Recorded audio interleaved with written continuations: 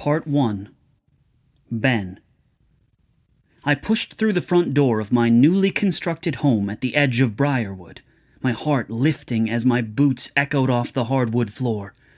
Warmth surrounded me as I scanned the space, noting the polished oak railing smooth beneath my calloused hand. The steady ticking of the brass clock in the sitting room echoed through the quiet house, mingling with the crackle of the hearth fire. A slight floral scent wafted in the air from the cut wildflowers Abigail always insisted on keeping in the pewter vase by the window, their vibrant colors a stark contrast to the muted tones of our colonial furnishings. My home. A smile curved my lips. My home with Abigail. I sucked in a deep breath, satisfaction swirling inside me with my life. "Abigail!" I called, listening for her footsteps so I could meet her wherever she was in the house. But I heard nothing. "Abigail!" I mounted the stairs, peering up to the second floor. "Abigail!" My eyebrows furrowed, and a frown removed any trace of the smile from my lips. Where would she be? I eased down to sit on the stair. Maybe a medical emergency? With Abigail now trusted by many of the townspeople, she may have been summoned by one of them.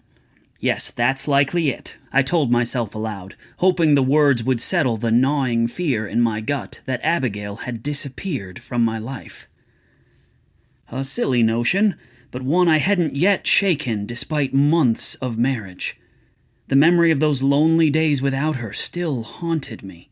Abigail had struggled to adjust to our simpler life when she became stranded here, opting to return with her brother to her time.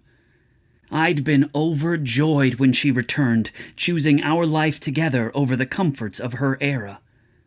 But the fear that she might change her mind again never truly left me. I had nightmares that I'd return home one day and walk into an empty house, just as I had right now.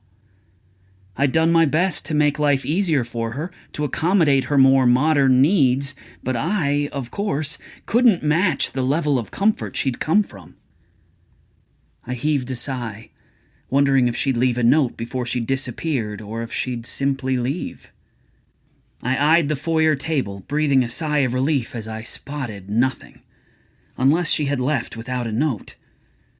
My stomach turned over, and I ran a shaky hand through my hair as the front door opened. I leapt to my feet, my eyebrows raising high. "Abigail!" "Hi," she said, confusion showing through her smile. "You okay?" "Yes," I answered, a huff of relief escaping me as I walked down the few stairs toward her. "Of course. Perfectly fine." She narrowed her eyes at me, setting a hand on her head. "What's wrong with you?" "Nothing," I answered. Her gaze remained on me, and sweat beaded on my brow. "When I arrived, you were not here. I thought you left." With a shake of her head, she pressed her lips together before she patted my cheek. "I was in the barn." "Oh," I answered as I stepped closer, the scent of hay now apparent. "Visiting the horses?" "No, Gabe," she answered as she climbed the stairs. The name struck terror into my heart. My eyes widened, and I wrapped my fingers around the railing until they turned white as I hurried up the stairs behind her. "What? Gabe was here?" "Yeah," she answered as she reached the top and continued down the hall toward our bedroom. "Why?" "What?" she asked with a chuckle, glancing over her shoulder.